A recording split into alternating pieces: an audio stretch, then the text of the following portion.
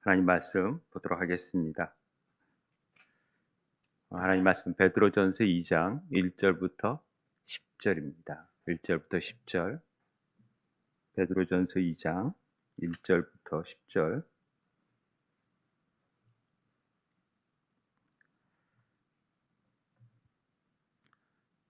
제가 인 성경 378쪽입니다. 신약.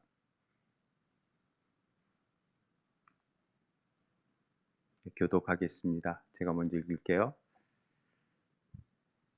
찾으실 분들은 찾으시고 278쪽.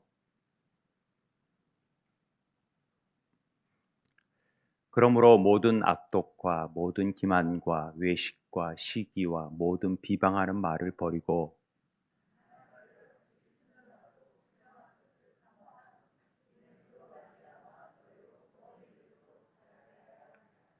너희가 주의 인자하심을 맛보았으면 그리하라.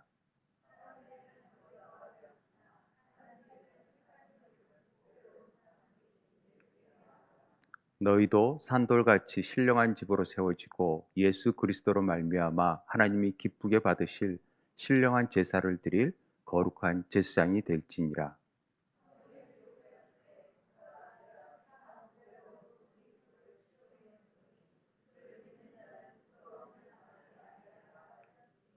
그러므로 믿는 너희에게는 보배이나 믿지 아니하는 자에게는 건축자들이 버린 그 돌이 모퉁이의 머릿돌이 되고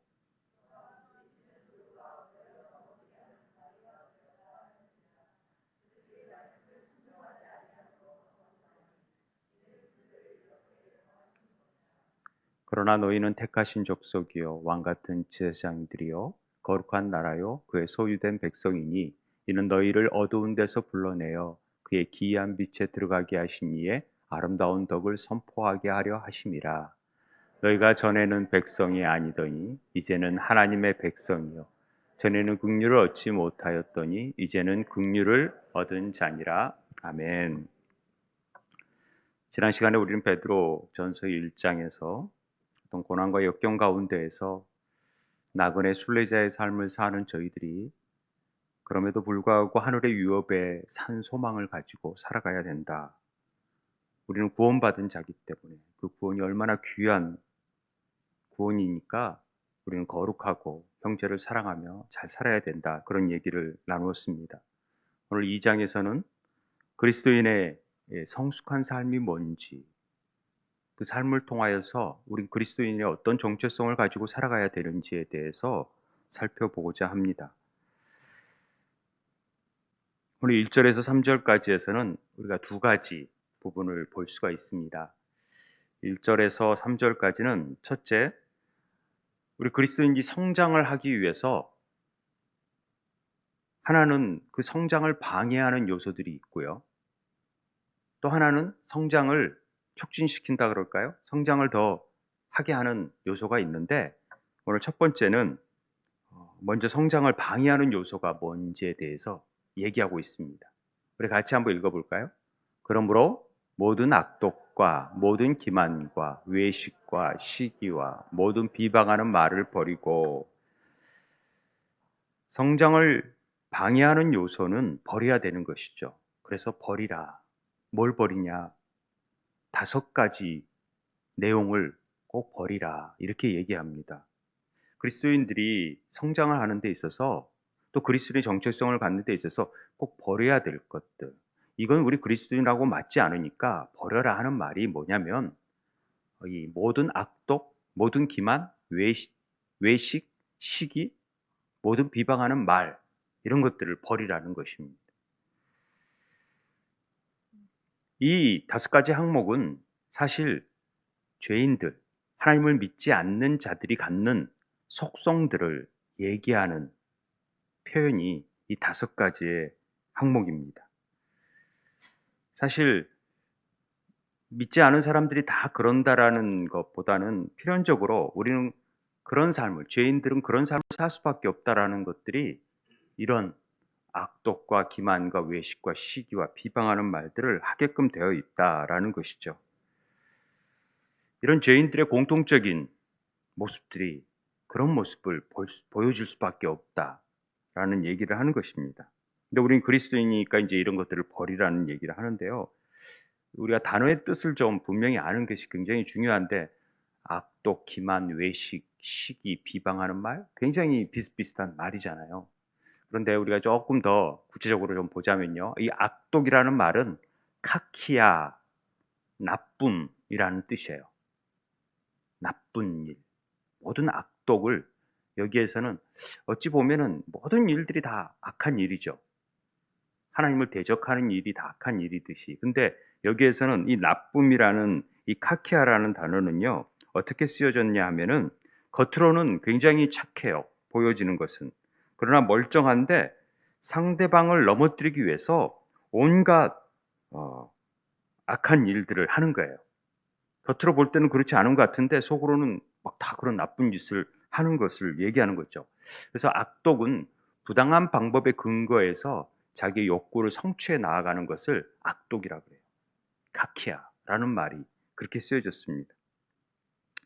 부당한 방법으로 남을 뭘 얻으려고 하고, 남을 해치려는 심사, 자기만이 차지하려는 욕심, 이런 것들을 말하는데요.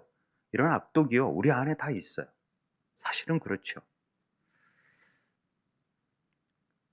그래서 이 악독이 사실 뒤에 나오는 기만과 외식과 시기와 비방하는 말들을 다 총괄하는 말이에요. 이런 악독하는 말이. 그러니까 우리 안에는 다 그런 게 있다라는 거죠.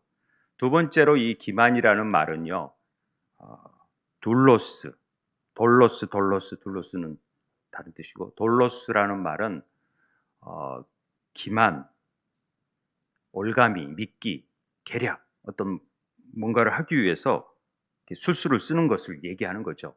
그래서 기만이라는 표현을 옛날 성경 개역 한글에서 보면은 괴휼로 되어 있어요. 괴휼. 괴휼이라는 말은 나쁜 짓을 하는 교사 괴자와 속이다 하는 속이는 휼자로 되어 있어요. 그래서 괴휼은 요즘 그런 말을 안 쓰잖아요. 그러다 보니까 기만이라고 이렇게 표현했는데 속임수라는 거죠. 쉽게 말하면. 속임수 같은 겁니다. 괴계라고도 옛날에는 표현을 많이 했는데, 그래서 기만이라는 것은 어떤 목적 달성을 위해서 거짓되고 간사한 언어를 구사하는 속임수가 기만이에요. 기만하네? 이런 얘기. 남을 해치려는 동기가 숨어 있는 거죠. 사단이 하와에게 이 기만을 베풀어요. 괴계를 베풀죠. 그러니까 속일 목적으로 의도를 가지고 접근해서 속이는 겁니다. 간사한 말로. 베드로가 3번이나 주님을 부인하죠. 처음에는 그냥 부인합니다. 두 번째는 맹세하여서 부인합니다. 세 번째는 저주하며 맹세하되 나는 너희가 말하는 이 사람을 알지 못한다 합니다. 이건요, 분명히 알고 있으면서도 이렇게 맹세하고 저주하고 말하는 것은 기만이죠. 속이는 겁니다. 이 저주했다라는 말은 예수님을 저주했다는 게 아니라 자기 자신을 저주하는, 이 카타데마티조라는 말은 자기 자신을 저주하는 말이에요. 내가 이 말이 진실이 아니면 나는 저주받아 마땅하다라는 말을 표현하는 말입니다. 그래서 나는 저주하고 맹세하면서 절대 저 사람 모른다 이렇게 얘기하는 거죠.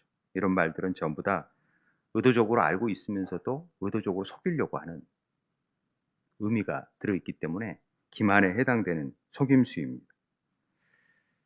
우리 안에 이런 게 없는 것 같아요. 다 있다라는 거죠. 특히 믿지 않았을 때는 이게 죄인지도 모르고 행했던 일들이 참 많죠. 세 번째가 뭐냐면 외식입니다. 외식. 외식이라는 단어는 히포크리시스라는 말인데, 히포크리시스라는 말은 많이 좀 들어봤을 수도 있는데 가면이란 뜻이에요. 마스크. 가장하고 유선 떠는 것.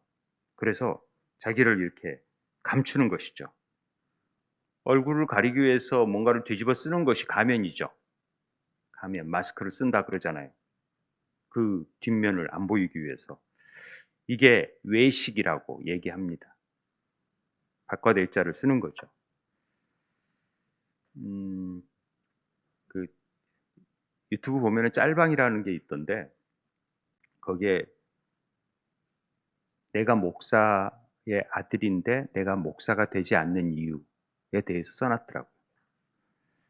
그래서 왜 목사님 아들이 목사가 되는 절대 내가 목사를 안 되겠다고 하는 건지 그 짧은 글을 이렇게 짤방으로 보여준 게 있던데 어렸을 때 자기는 늘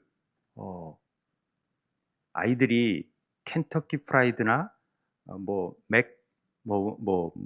그런데 햄버거 집 가서 막 먹는 그리고 뭐 가서 외식하는 걸 굉장히 좋아하는 거죠. 그러니까 어, 다 와서 막 자랑하는 거죠. 밖에 나가서 먹고 왔다고 거기서 먹고 왔다고 그러니까 자기는 한 번도 그런 데를 가본 적이 없어서 목사님 아들이 목사님한테 목사님 이제 아버지 형하고 같이 사생 결단을 하면서 우리도 좀 외식도 좀 합시다.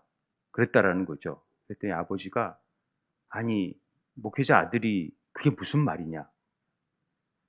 그러면서 성경책을 딱 펴놓으시더만 마태복음 24장에 있는 화 있을진저 외식하는 자들아. 그런 얘기하면서 절대 우리는 외식은 안 된다. 이렇게 얘기했다라는 거죠. 그래서 순진하게 그걸 믿고 야 니들 외식하면 안 된대. 성경에 그렇게 나와 있대. 그런 얘기를 했다고 친구들한테 했다가 너는 또 그 외식도 모르냐고 그래가지고 핀잔을 들어가지고 절대 자기는 목사가 되고 싶지 않다라는 얘기를 써놨더라고요. 그래서 그런 얘기를 이게 뭔 말인지 했지만 뭐 목사님이 몰라서 외식이라고 했겠나 싶은데 목회자 자녀들이 아무래도 그 늘 억압하고 성경 말씀 맨날 갖다 대고 막 그런 것들이 어떤 불만으로 나와서 그런 건 아닌가 하는 생각을 해보았습니다. 그래서 건욱이한테 보내줬더니 막 크크크라고 보내왔더라고요. 어쨌든 그 외식과 외식은 다르다라는 거. 외식은 밖에 나가 식사하는 거고 여기서 외식은 너희들 이렇게 뭔가 숨기고 감춰서 속이는 거. 이것도 외식이다. 다 악독 안에 기만과 외식도 다 같은 말이 되어지는 거죠. 네 번째 이 식이라는 말은 푸도노스라는 말입니다. 푸도노스라는 게 시기, 질투 이런 표현하죠. 우리는 다른 사람의 어떤 성공이나 잘 되는 것들을 보면서 질투하는 마음 갖는 것이 식이죠. 어쩔 때는 고의적으로 그 진실을 왜곡하게 만들어가지고 다른 사람을 함정에 빠뜨리는 일을 하는 것들도 남이 잘 되면 배 아프고 그러면서 시기하고 그 사람을 나쁘게 곤란에 처하려는 발상이 이런 시기에서부터 나온다라는 것이죠. 그래서 정치판 같은 데서는 이런 시기가 굉장히 많다고 하죠. 뭐 우리가 뭐 남 잘 되면 배가 아프고 이런 것들도 어떤 시기의 일종이라고 보면 됩니다. 마가복음에 마가복음에 보면은 이는 그가 대제사장들이 시기로 예수를 넘겨준 줄 압니다. 예수님을 죽인 대제사장들의 어떤 이유가 뭐냐면 시기였어요. 시기.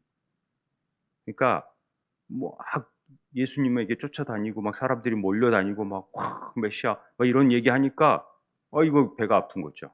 그게 빌미가 되어져서 빌라도에게 넘겨주는 사건이 됩니다. 음, 사도 베드로는 이 시기를 버리지 않으면 우리의 믿음과 인격이 자랄 수 없다라는 얘기를 하고 있는 것이죠. 시기를 반드시 버려야 된다. 그리고 다섯 번째가 이 비방입니다. 모든 비방하는 말. 뭐 비방 잘 알잖아요. 비방도 이 단어가 뭐냐면 카타랄리아라는 말은 험담, 욕, 중상이거든요. 이게 카타라는 말은 아래, 밑에라는 뜻이 전치사인데 랄리아라는 말은 말하다. 이게 밑에서 얘기하는 거예요. 남 보는 데서 얘기하는 게 아니라 쉽게 말하면 뒷담화 까는 거죠. 이런 것들이 다 험담, 욕, 중상, 비방이 되어진다는 얘기를 하고 있습니다. 상대방의 어떤 명예를 실추시키기 위해서 뒷담화 까는 거죠. 우리 죄 중에 명예훼손죄가 있지 않습니까? 다른 사람의 명예를 존중하지 않고 그냥 가볍게 다른 사람의 명예를 짓밟는 일들, 그런 행위들이 요즘 뭐 인터넷에서 그냥 탁탁탁 몰리면 그런 일들이 너무 막 되다 보니까 당하는 입장에서는 그게 굉장히 어떤 인격 있게 살인을 받는다라는 느낌을 받는데요. 그러니까 살인만이 정말 죽이는 게 죽인 게 아니라 그러면서 자살하고 막 그런 사람들을 대하는 것 보면은 이런 험담, 욕, 중상이 얼마나 안 좋은 일인지를 우리가 알 수 있잖아요.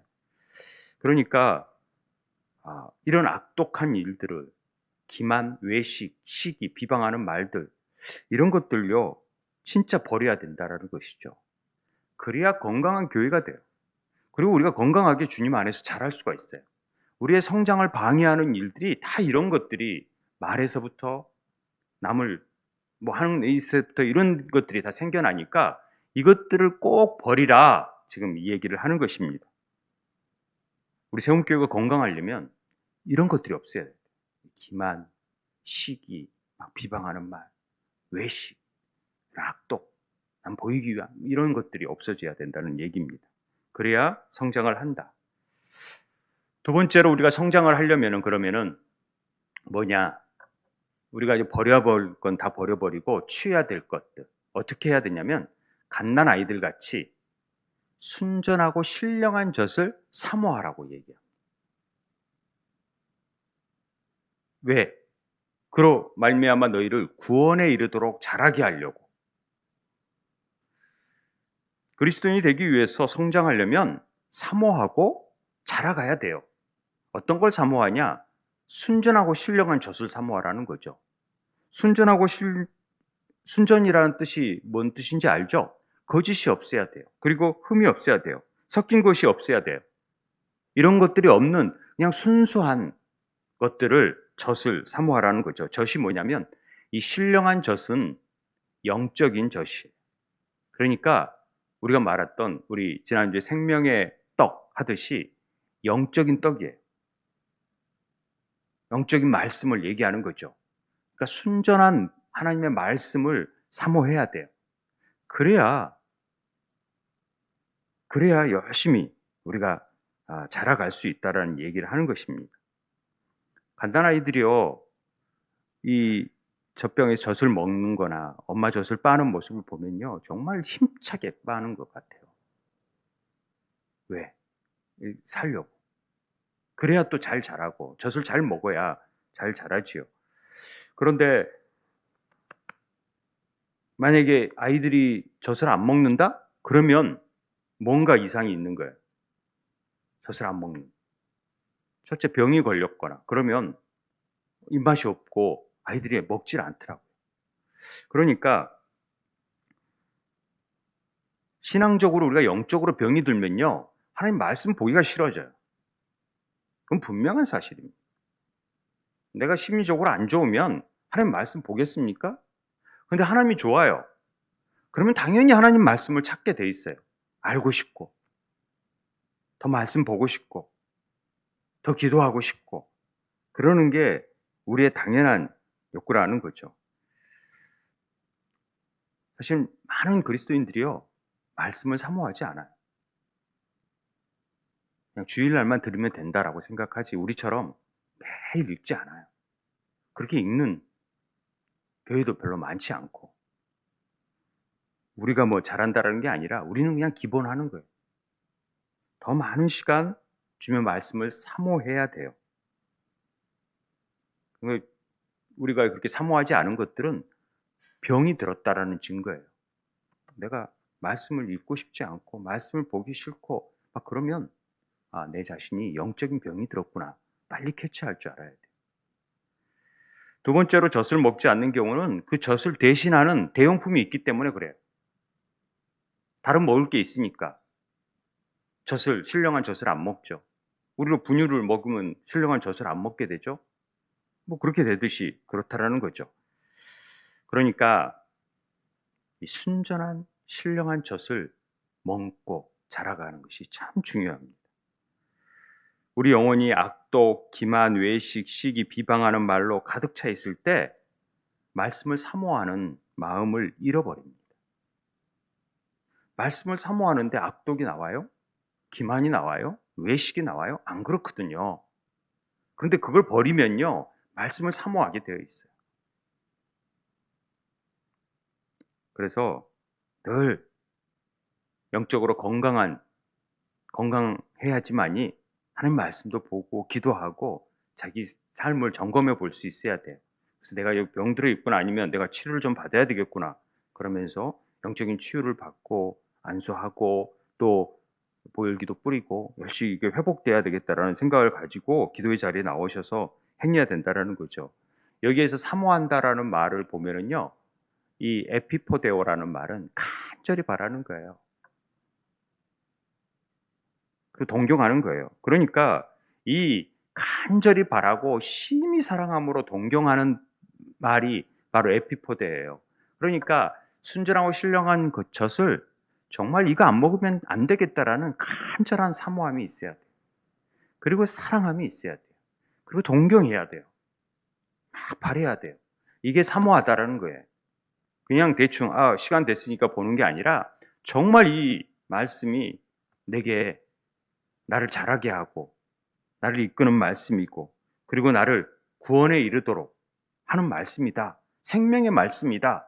이걸 알아야 돼요. 이거 안 하면 우리 숨 못 쉬면 얼마나 답답하고 힘들어요. 숨 못 쉬게 되면. 아마 2분 못 참을걸요? 그런데 말씀을 읽으면 호흡이 되잖아요. 그런 어떤 기쁨이 있어야 돼요. 그런 마음으로 사모해야 돼요. 그래야 구원에 이르도록 우리를 자라게 해요. 그런 말미암아. 그래서 디모데전서에서는 3장 15절에 어려서부터 성경을 알아니 성경은 능히 너희로 하여금 그리스도 예수 안에 있는 믿음으로 말미암아 구원에 이르는 지혜가 있다. 그래서 성경 말씀을 우리가 읽고 어려서부터 아이들을 가르쳐야 되는 거예요. 어려서부터 영적인 삶으로 살 수 있도록, 어려서부터 영적으로 커나갈 수 있도록. 영적인 병이 들면은요, 자기가 병이 들었는지도 모르고 인본적인 세상적으로 다 빠져나가 버려요. 그래서 아빠 내가 왜 예배 드려야 돼요? 내가 왜 하나님 찾아야 돼요? 신앙의 자유가 있는데. 이런 말 하는 거예요. 완전히 병들어서 자기 정체감을 모르는 거죠. 자기가 어떻게 태어났는지도 모르고. 하나님은 어찌됐든 우리를 자라게 하기를 원하세요. 우리의 신앙이 성장하기를 원하신다라는 거죠. 고난과 역경 가운데서 우리가 나그네의 삶, 순례자의 삶을 살지만은 흔들림 없이 유혹 없이 나아가려면 이 말씀, 신령한 젖을 늘 사모하고 구원에 이르는 지혜가 있어야 돼요. 그래야 됩니다. 그런 은혜가 있게 되길 바랍니다. 아마 신앙 성장의 가운데서 제일 뼈저리게 느낀 사람이 아마 베드로였다라는 생각이 듭니다.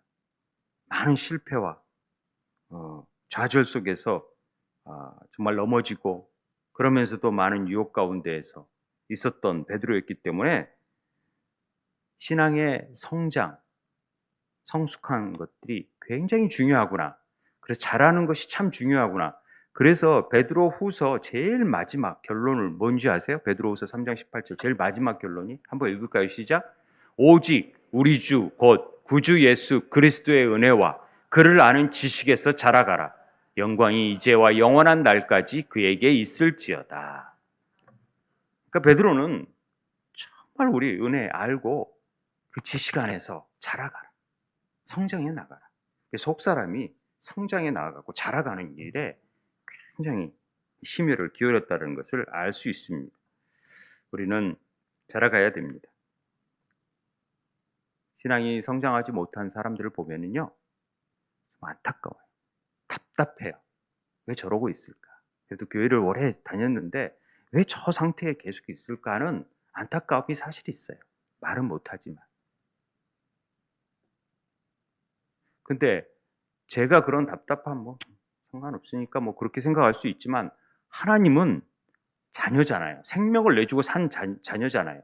그 자녀가 그렇게 자라가지 않고 어린애처럼 있으면 얼마나 안타까워하겠습니까? 얼마나 답답해 하겠습니까? 여러분들이 그걸 아시고 해야 돼요. 그래서 성장하는 게 참 중요합니다. 그리고 오늘 3절에 보니까 너희가 주의 인자하심을 맛보았으면 그리할 것이다. 그러니까요, 이 조금이라도 주님의 인자하심이 이 선하심, 말로도 대체할 수 있거든요. 그 선하심을, 하나님의 그 사랑을, 그 하나님의 좋으신 것을, 하나님의 그 신실하심을, 그 인자하심을, 그 긍휼하심을 알면은, 조금이라도 맛본 사람은요, 절대로 하나님을 떠날 수도 없고요, 정말 열심으로 주님을 찾을 수밖에 없다라는 얘기를 하고 있어요. 그래서 조금이라도 그걸 알았으면 좋겠다 하는 거죠. 시편 34편 8절에 너희가 여호와의 선하심을 맛보아 알지어다. 여호와의 선하심을 맛보아 알아라. 그래서 맛을 좀 봐야 돼요. 말씀이 내게 생명이 되는구나라는 것들을 조금 맛본 사람은 그 생명을 붙드는 자가 되는 거예요. 그 말씀을 뗄래야 뗄 수 없게 되는 거예요. 그 말씀이 내게 힘이 되고 능력이 된다는 걸 알기 때문에, 그리고 유로가 된다는 걸 알기 때문에, 그 맛을 모르니까 아무리 읽어라 그래도 못 읽는 거죠. 그러면요, 억지가 되고 힘든 일이 되는 거예요. 왜 이렇게 막 말씀 읽어라 그러는지 괴로운 일이 되는 거죠, 그때부터. 그런데 그 맛보아 알아야 된다는 것이죠.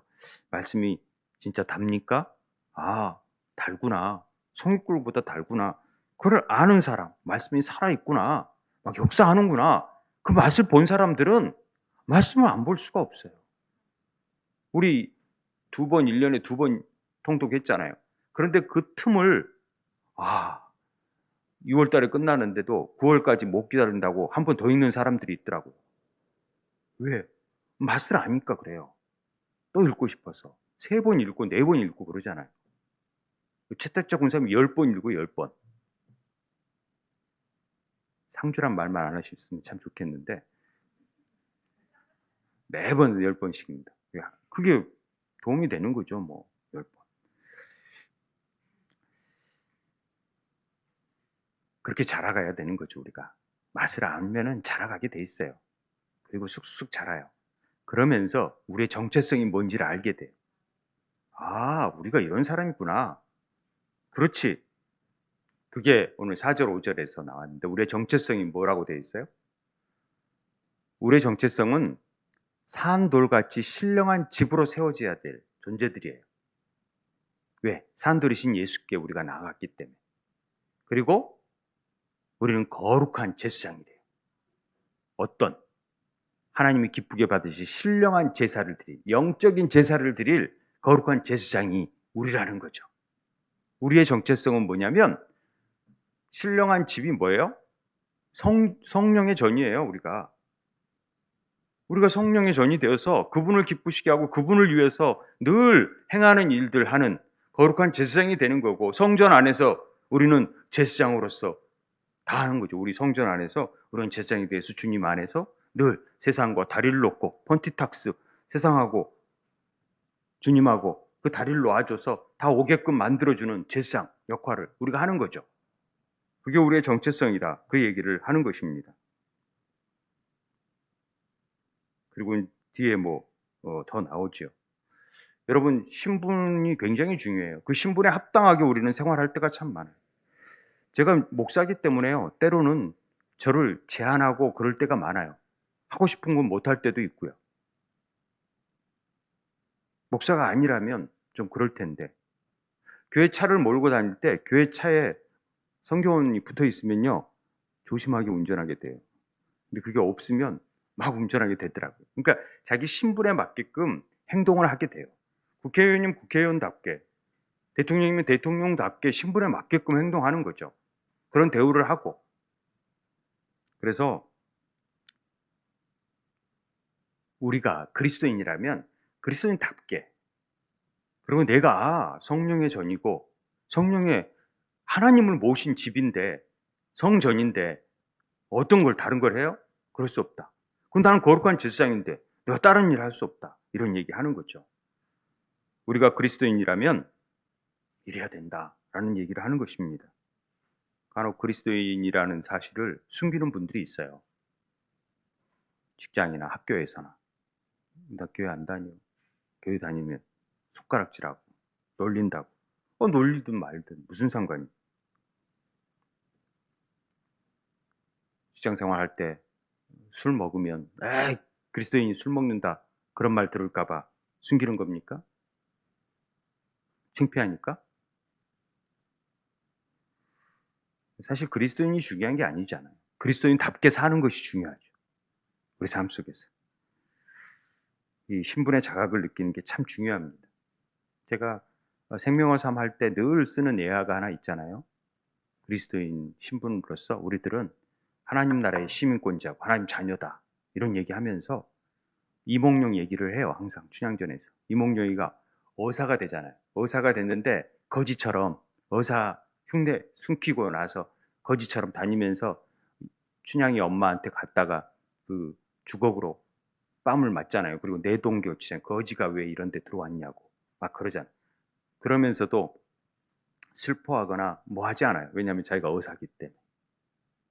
세상 사는데 우리가 좀 핍박받고 좀 이렇게 우리를 모르니까 우리가 어떤 신분인지를 모르니까 함부로 대할 수 있죠. 그런데 우리는 사실 하나님 나라의 대사고 하나님 나라의 제사장이고 하나님 나라의 소유고 하나님 나라의 자녀인데도 그런 신분을 가지고 있으니까 언젠가 짠 하나님 자녀 출두요 하면은 다 벌벌벌 다 사람들이 꿇어앉을 날이 온다라는 거죠. 그래서 우리가 하나님 나라의 자녀의 신분됨을 늘 가지고 있어야 된다 그 얘기를 하는 것입니다. 우리 그리스도인들은 성령의 전이다. 그리고 거룩한 제사장이다. 이걸 꼭 기억해야 됩니다. 그리고 9절에 보니까 너희는 택하신 족속이고 왕 같은 제사장, 거룩한 제사장님도 왕 같은 제사장이고 거룩한 나라고 그의 소유된 백성이라고 얘기하지 않습니까? 아멘이죠? 우리가 바로 그런 자들이에요. 가오 있게 살아야 돼요. 쫀쫀하게 살지 마. 곧 죽어도 우리가 그런 자니까. 4절에 보면은요. 사람에게는 버림받았으나 하나님께서는 택하심을 입은 보배로운 산돌이신 예수. 예수님이 누구예요? 보배로운 산돌이래요. 산돌인데 살아있는 돌인데 보배로운 돌이래요. 왜 산돌로 표현을 했느냐? 그런데 이 보배가 건축자들한테는 버려졌다라는 거죠. 그 버려진 의미로 돌로 표현을 했어요. 그러므로 믿는 너에게는 보배이나 믿지 않는 자에게는 건축자들이 버린 그 돌이 머퉁이 돌이 됐다. 그러니까 건축자들이 볼 때 별 볼 일 없는 돌 같아요. 그러니까 버리는 거죠. 그런데 우리 믿는 자들에게는 이 돌이 얼마나 귀한 돌인지를 알잖아요. 그 가치를 아는 거예요. 그래서 우리는 그걸 붙잡고 있는 거죠. 근데 모르는 사람들은 다 버려버린다라는 것을 얘기하는 것입니다. 누가 버림받은 거예요? 예수님이 버림받고 있어요. 그런데 우리는 그 예수님을 붙들고 그 예수님 안에서 함께 거함으로 그 반석 위에 세워진 교회가 되잖아요. 그래서 베드로에게 이 반석 위에 내 교회를 세우겠다라는 얘기를 하잖아요. 그 반석이 뭐예요? 예수님이니까. 예수 그리스도 반석 위에 베드로 보고 지금 얘기를 하는 거예요. 지금 반석 위에. 그래서 베드로가 산 돌이신 예수님을 건축학들이 버린 거다. 이런 얘기를 하는 거죠. 그 버린 돌에 하나님께서 교회를 세우시는 거예요. 그래서 하나님의 집이 만들어지고 교회가 생겨지고 우리는 하나님 성전으로 부름받은 자가 되어지는 거죠. 그래서 에베소서의 말씀처럼 사도들과 선지자의 터 위에 세우심을 입은 자라 그리스도 예수께서 친히 모퉁이 돌이 되셨느니라. 그 안에서 건물마다 서로 연결하여 주 안에서 성전이 되어 간다. 우리가 다 연결되어서 성전이 되어 가는 거예요. 얼마나 놀라운 일입니까? 건축자들이요, 그 버린 돌을 돌멩이로 봤어요, 그냥 사람으로 본 거예요. 하나님의 아들로 보지 못했어요. 보배로 보지 못했어요. 어떤 이들한테는 보배로 보여줬어요? 어떤 이들한테? 믿는 자들한테 그렇게 되어졌죠. 그러므로 믿는 너희에게는 보배이나 믿지 아니한 자들은 그걸 버린다라는 거죠. 그 왜 돌을 버립니까? 쓰임새를 모르고 보배로 못 보니까 그냥 저건 뭐 별 볼 일 없겠지라고 버렸다라는 것이죠. 근데 우리에게는 그게 와, 저거야말로 가장 머릿돌이 될 수 있는 돌이다라고 아는 거죠. 그걸 표현한 말이 마태복음에 천국 비유에서 나오잖아요. 밭에 감추인 보화 같다고. 사람이 이를 발견한 후에 숨겨두고 기뻐하여 돌아가서 자기 소유를 다 팔아가지고 그 밭을 살 정도로 그 밭의 가치를 아는 자예요. 다른 사람들도 다 봐요. 똑같이. 일하면서 보지만은 그 보화를 발견하는 사람이 있고 그 보화를 모르는 사람이 있어요. 어떤 사람의 눈에는 저것이 다이아몬드로 보이지만 어떤 사람한테는 그냥 돌같이 보인다라는 거죠. 그러니까 그냥 버리고 공기놀이 하고 있지만 그걸 가지고 가공해서 멋지게 쓰는 사람이 있다라는 것을 우리에게 알려주는 것 아닙니까? 우리가 어떻게 그분을 보배로 봤습니까? 어떻게 우리가 그분을 보배로 봤어요? 오늘 8절에 보니까요. 또한 부딪히는 돌과 걸려 넘어지게 하는 바위가 되었다 하였느니라. 그들이 말씀을 순종하지 아니하므로 넘어지나니. 말씀을 받지 못하니까 넘어지죠. 이는 그들을 이렇게 정하신 것이라. 이게 굉장히 어려운 말이죠. 정하신 것이라. 우리가 뭐 예정서를 가지고 얘기하면 우리 장로교의 예정서를 가지고 얘기하면 말들이 참 많으니까 너무나도 뭐 그거에 논하고 싶은 마음은 없고요. 그냥 분명한 거예요. 하나님이 창세전에 우리를 택하신 거예요. 그래서 하나님 자녀가 되게 하신 거예요. 하나님이 그 은혜를 주신 거예요. 이미 벌써 지정하신 거예요. 예비하신 거예요. 그래서 우리가 보배로 볼 수 있는 눈이 생긴 거지. 우리가 뭐 잘나서 보배로 보았겠습니까? 그게 보배로 보일 수 있도록 눈을 뜨게 하신 거죠. 저는 이게 은혜라고 생각을 합니다. 우리 같은 별 볼 일 없는 죄인이 나 같은 죄인 살리신 주님의 은혜 놀라워. Amazing Grace 그러는 거죠. 그래서 구원은요 어마어마한 사건입니다. 하나님이 다 정해놓으셨어요. 그 보화를 진짜 가치 있게 보라고. 그래서 여러분들이 이 저녁에 앉아 있잖아요. 지금 그 보화를 그래도 얻고자 그 보화가 있기 때문에 알고자 이렇게 오신 거잖아요. 얼마나 값진 일입니까? 하나님이 왜 우리를 이렇게 은혜를 주시고 왜 우리를 구속하시고 우리를 택정하시고 택한 자녀라고 하시고 예수 그리스도를 보내시고 왜 우리를 사랑하시고 왜 우리를 긍휼하심을 입게 하셨습니까? 오늘 그 답변을 얘기하는. 왜 그리스도인이 되게 하셨습니까? 너희가 택하신 족속의 왕아들 지상 그의 나라에 그의 소유된 백성이 됐는데 왜? 전에는 긍휼을 얻지 못했는데 왜 이제 긍휼을 얻은 자가 됐느냐? 그건 너희를 어두운 데서 불러내어 그의 기이한 빛에 들어가게 하신 이에 아름다운 덕을 선포하게 하려 하심이라. 뭐라고요?